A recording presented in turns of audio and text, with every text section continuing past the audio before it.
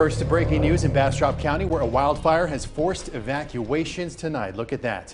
This fire is burning east of Bastrop State Park and north of Smithville. According to Bastrop County Emergency Management, it has charred 320 acres now and is 5% contained. Now, as a precaution, the fire chief has ordered the evacuations of 11 homes from several streets. Those include Turkey Trot Lane, Turkey Roost, Old Antioch, Rolling Pines Drive, East Broken Tree Lane, and Agate Road.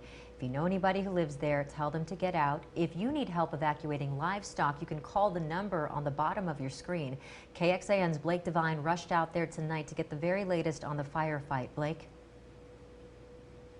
Britt and Daniel, you know, just over the last few hours, this fire has grown from 50 to 320 acres here in Bastrop County.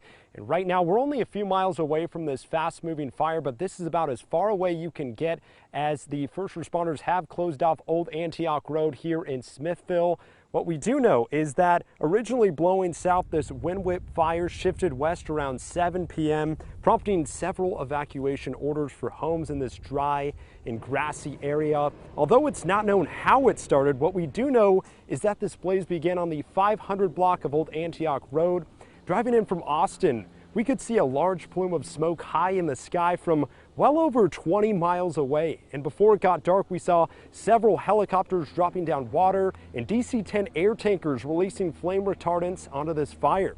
According to the Bastrop County of Emergency Management, multiple agencies are fighting this fire with dozers and hand crews on the containment lines, including the Texas A&M Forestry Service.